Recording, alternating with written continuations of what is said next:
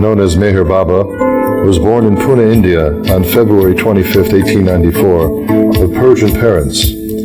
His father, Shiriyar Irani, was of Zoroastrian faith and a true seeker of God. Meherwan went to a Christian high school in Pune and later attended Deccan College. In 1913, while in college, a momentous event occurred in his life. The meeting with Harzat Babajan, an ancient Mohammedan woman and one of the 5 perfect masters of the age. Babajan gave him God realization and made him aware of his high spiritual destiny. Eventually, he was drawn to seek out another perfect master, Upasni Maharaj, a Hindu who lived in Sikori. During the next 7 years, Maharaj gave Meherwan gnosis, or divine knowledge. Thus, Meherwan attained spiritual perfection. His spiritual mission began in 1921, when he drew together his first close disciples. It was these early disciples who gave him the name Meher Baba, which means compassionate father. After years of intensive training of his disciples, Meher Baba established a colony near Ahmednagar that is called Meherabad. Here the master's work embraced a free school where spiritual training was stressed, a free hospital and dispensary, and shelters for the poor. No distinction was made between the high castes and the untouchables. All mingled in common fellowship through the inspiration of the master. To his disciples at Meherabad, who were of different castes and creeds, he gave a training of moral discipline, love for God, spiritual understanding, and selfless service. Meher Baba told his disciples from July 10th, 1925, he would observe silence. From that day until he dropped his body on January 31st, 1969, he maintained this silence. His many spiritual discourses and messages have been dictated by means of an alphabet board. Much later, the master discontinued the use of the board and reduced all communication to hand gestures, unique in expressiveness and understandable to many. Meher Baba traveled to the Western world 6 times. First in 1931 when he contacted his early Western disciples. His last visit to America was in 1958 when he and his disciples stayed at the center established for his work at Myrtle Beach, South Carolina. In India, as many as 100,000 people came in one day to seek his darshan, or blessing. Many from all over the world journeyed to spend a few days, even a single day, in his presence. An important part of Meher Baba's work through the years was to personally contact and serve hundreds of those known in India as musts. These are advanced pilgrims on the spiritual path who have become spiritually intoxicated from direct awareness of God. For this work, he traveled many thousands of miles to remote places throughout India and Ceylon. Other vital work was washing the feet of lepers, the washing of the feet of thousands of poor, and the distribution of grain and cloth to the destitute. Meher Baba has asserted that he is the same Ancient One come again to redeem man from his bondage of ignorance and to guide him to realize his true self, which is God. He is acknowledged by his many followers all over the world as the avatar of the age. Meher Baba said, "I had to come, and I have come. I am the Ancient One."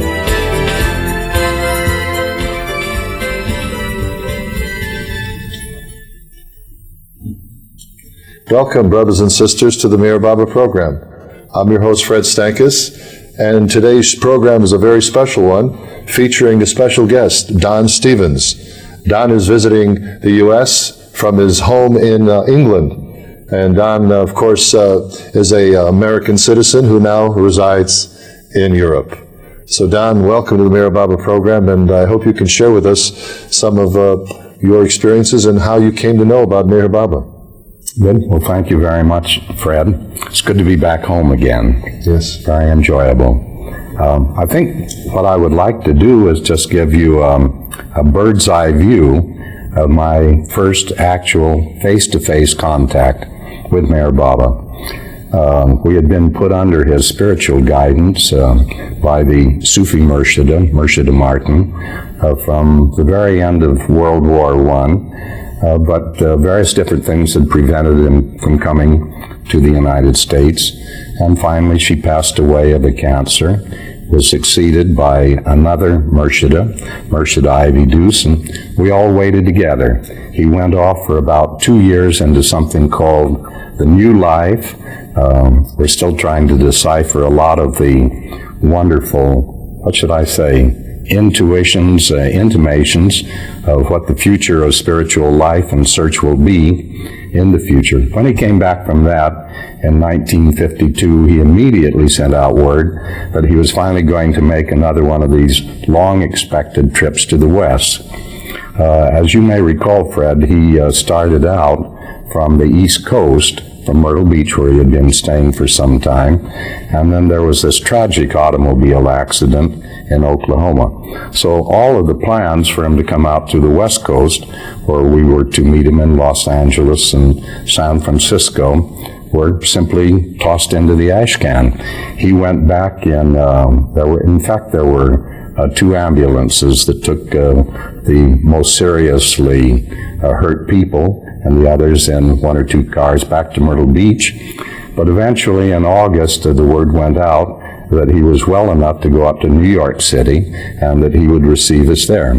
So here we are, 1952, August, when it's hot as the hinges of Hades in New York.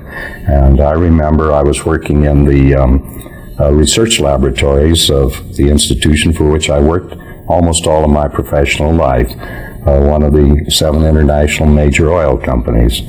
So I told my boss that I'd like to get off early on the Friday afternoon because I had a visit I wanted to pay over the weekend in New York City. I didn't talk too much about MeherBaba because, back in those days, if you were interested in the truth and following your own program, your own ventures in this world, you didn't talk too much in professional circles about it. I don't think one would have gotten fired, but it wasn't too terribly advisable. So at any rate, I got on the plane on a late Friday afternoon, and we stopped. This was back in the old propeller days, DC-6, stopping in Chicago, and then getting in the very early morning into New York City. I went over to a friend's apartment and tried to shave and wash up a little bit and freshen up, but I was really pretty dead to the world by that time. But eventually, I got over to Murshida Deuce's home near the East Park, Central Park, and I've been there many times. So I went up in the elevator, pushed on the bell button, and her daughter came to the door and said, "Oh, Don, so glad to see you. Bobby isn't quite ready to see you yet. Would you like to go up to my bedroom and wait there?" So I trotted up the stairs and went in the door, and sitting over on the side next to a window were 2 girls from New York whom I knew. And I immediately thought to myself, God, if there's one thing I don't want to do, I don't want to involve myself in some chitter-chatter. I suppose that was sort of not too terribly kind of me, but that's the way I felt. And somewhere or another, the girls, whom I knew quite well, actually, just sort of sensed it was not the occasion. And so they went on doing their little bit of gossiping, and I sat down on the side of the bed to wait. And suddenly I felt some sort of a funny scratchy business in my throat.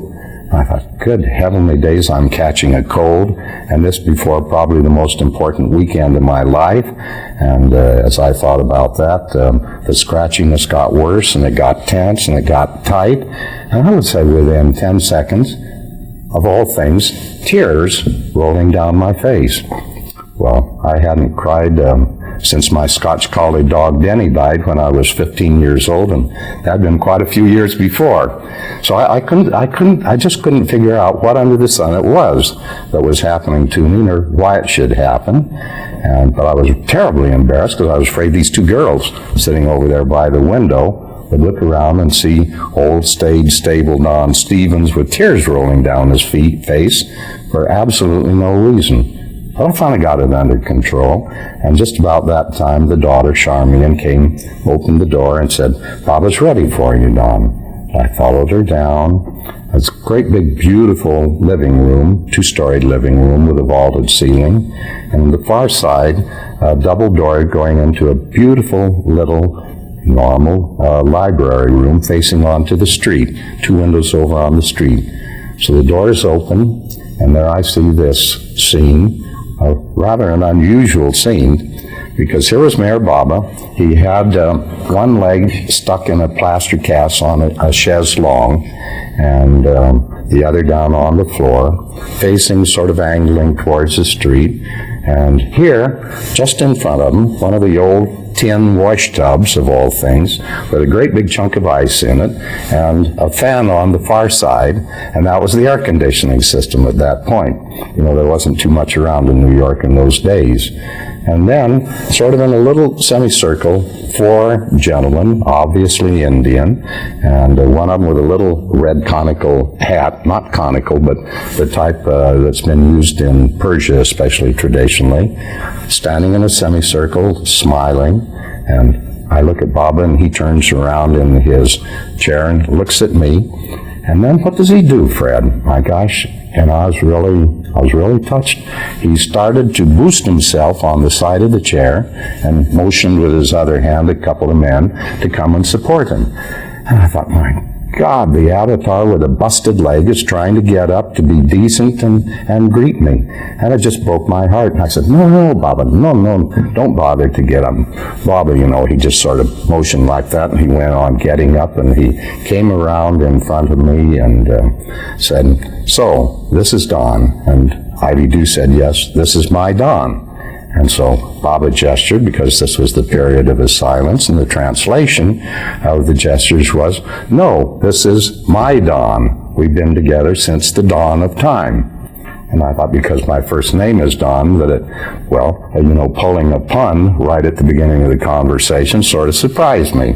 But it also warmed my heart very much, naturally.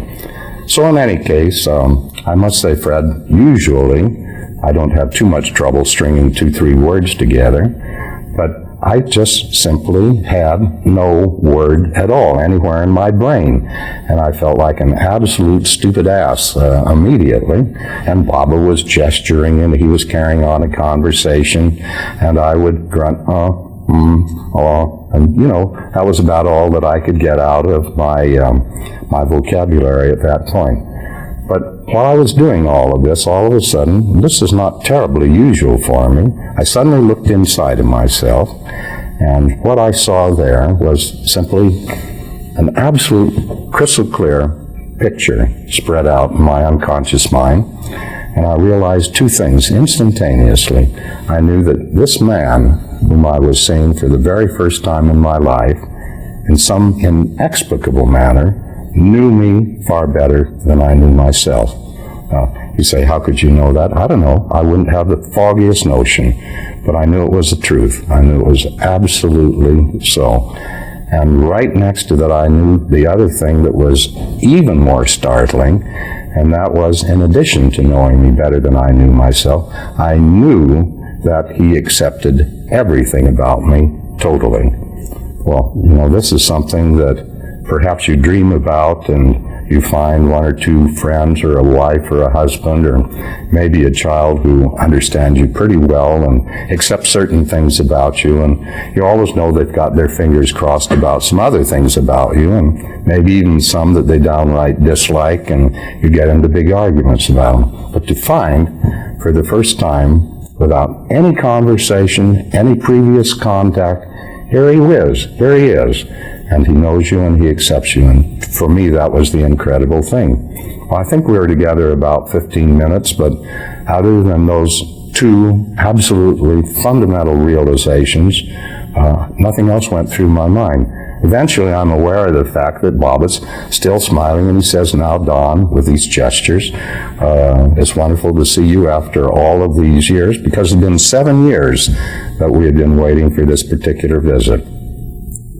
So he said, "This is the end of our little visit this afternoon, but of course we'll be seeing each other tomorrow morning when you and Ivy are coming up to Harmon to discuss some of the Sufi affairs and perhaps other things."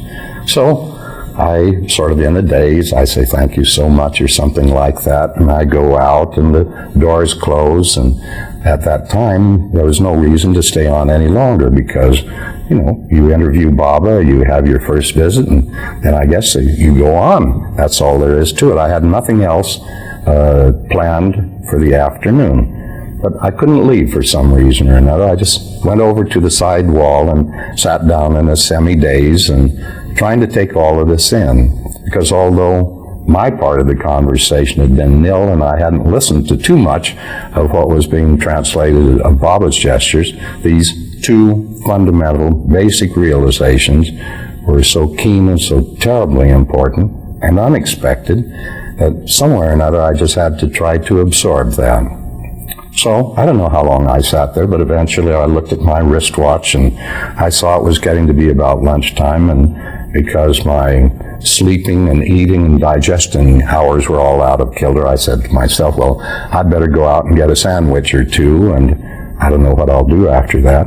I had my sandwiches. Somewhere or another, instinctively, I came right back around to the front door of where the apartment was located, rang the bell, and nobody was expecting me, but somebody said, "Well, Don, you had your interview, but if you'd just like to sit down and chat with anybody here, you're perfectly welcome." I sat there a couple of hours. Suddenly, I think it was somewhere around 3 o'clock, one of the lovely persons, Phyllis Frederick, opens up the doors of the library and says, "Baba's going to tell us a story." Well, then I said, well, this is what I've been waiting for, obviously,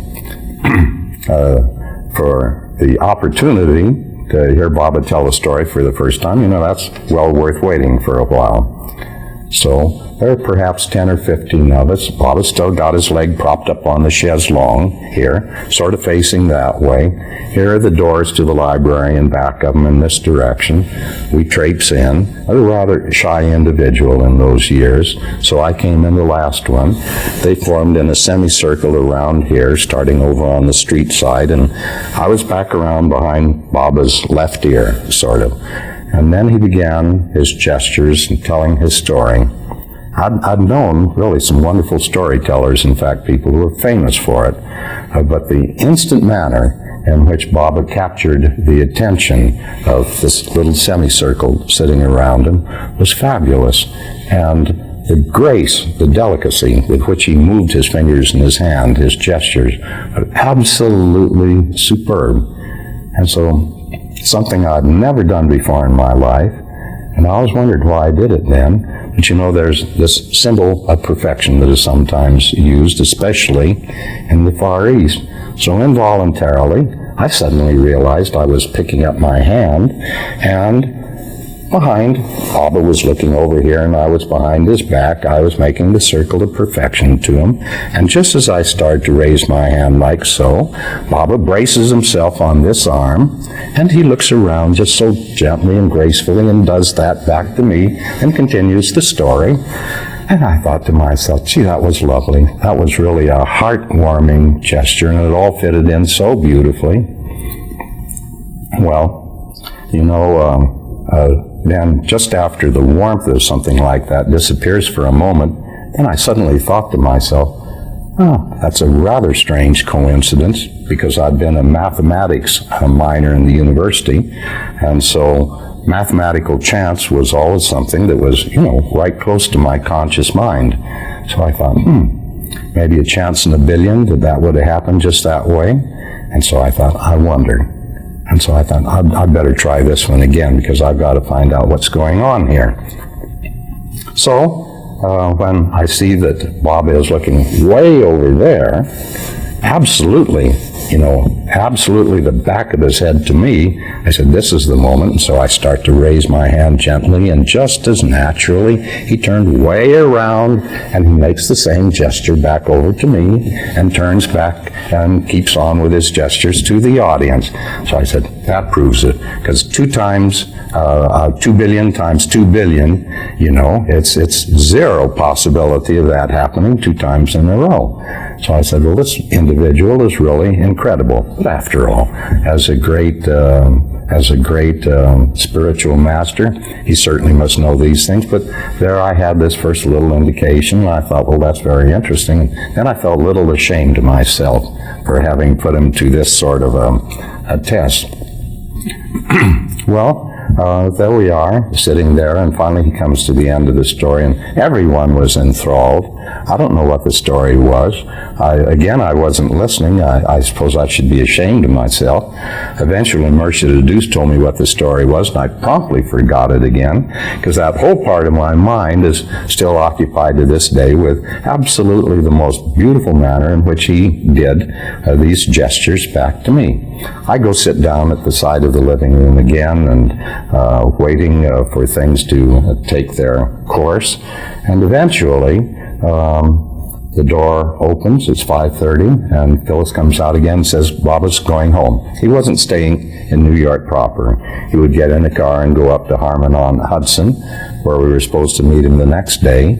And so I had another little thought. I sometimes feel ashamed of myself. But they had a funny little wooden wheelchair. I don't think I've ever seen anything as decrepit and beat up and uncomfortable in all of my life. Sort of narrow like this. And one of these 4 Indian men, his name was Saroshi Rani. He'd been the mayor of Ahmednagar for quite a while, and a great, big, hulking, beefy guy, twice the size of Baba and his chair, 1.5 times my size at least. So I decided I'll go back around Sarosh and follow him out towards the front door. So he's wheeling Baba out to the front door, and I'm back there behind him, just tiptoeing along behind him. And I say, I'm going to do the third one. So the third time, I put my finger up like that, and poor old Mayor Baba in his chair, this squeezed up funny little wooden thing, this time it was a real chore for him to get around. So he boosted here and he pulled there, and he looks around Sarosh, and he does that back to me behind him, and then smiles and rolls out to the front door. So there we were. Anyway, I knew mathematical chance was, really in the bag. That was all settled. And then the next morning we went out. And the amazing thing, so first of all, I'd known Baba in this brief little bit in the daytime on Saturday. I knew him as certainly, because I've known a lot of superb psychologists in my day, and I knew him instantly as the master psychologist of all. I saw him easily, hands down, as the best storyteller I'd ever been around. It was just absolutely incredible. And so, at Harmon on Hudson, here we are in the middle of a big conversation about finances. And I was absolutely incredulous, because Baba could go to the heart of a financial matter, clarify it with a few deft questions, and then finish off in a fashion that in the major circles of industry that I've been in, I've never heard a financier do it that beautifully. Mercia the Deuce asked him a few dense questions on philosophy. Very quickly, Baba would go to the heart of the matter, give a deft explanation, and then philosophy, in the space of almost 2 or 3 minutes, would explain some of the most abstruse things that one could dream up. So here we are, in the matter of 24 hours, Fred, I saw Baba functioning in 4 major fields, and absolutely nobody that I'd ever been associated with could touch him in any of those fields. It was obviously the difference between perfection and high human qualities, and he had the top of the line. And the other thing that he did, just briefly, Fred, when I got on the plane and started checking over my pet worries for Monday when I got back to the office in the laboratory, somewhere or another, all worry had been cut. And that was my first experience of the grace of the Master. He'd cut all worry. There we are, Fred. Well, does that come to that slogan of "Don't worry, be happy" that Meher Baba gave to you? We have about, 2 minutes remaining? Yeah, we have 2 minutes left. If you could maybe say something about that. Yes, well, that's a tremendously interesting one. I'd first been really struck by this question, the word worry in one's spiritual ongoing, in one of Baba's discourses where he points out that of all of the things that we do day after day after day, which uses up an enormous amount of psychic energy, which he says is necessary for us to use properly for spiritual advance, I've been struck with the obvious correctness of this. And then in the latter part of Baba's life, not too long before he dropped the body, every time I would be around him, I would see and hear him telling people, "Don't worry, be happy." Each time I left, 2 or 3 times, just as I'd be going out the door, he'd say, "Don, don't worry, be happy." And so eventually, at the last one of those times, I came back, and there was this great old friend, Rick Chaplin, who was one of the fellows who did such a magnificent job of turning so many of the hippies off of LSD in those days. And I said, "Rick, there's something in this business of don't worry, be happy, that Bob is saying so many times it has to be important." And Rick said, "Don, it strikes me." Next thing I knew, a few days later, he had printed up 1,000 little cards with Baba's picture on it and the words underneath it, "Don't worry, be happy." What does he do? He gives hundreds of these cards to some of his cohorts. They go out and stand on street corners in Golden Gate Park, and "Don't worry, be happy" is baptized to the public at that point. So it was fantastic to see how that spread as a golden message. Yes, and "Don't Worry, Be Happy," of course, became a #1 song with Bobby McFerrin. Yes. And I was through a couple of Baba lovers who had the poster in their apartment, Tuck and Patty. And Bobby took that theme of "Don't Worry, Be Happy," and it rose to be #1. Well, thank you very much. We've run out of time now, Don, but we'll do part 2 of our interview with Don Stevens, and that will air next week. And thank you again, Don, and don't worry, be happy. A great pleasure, and I'm happy.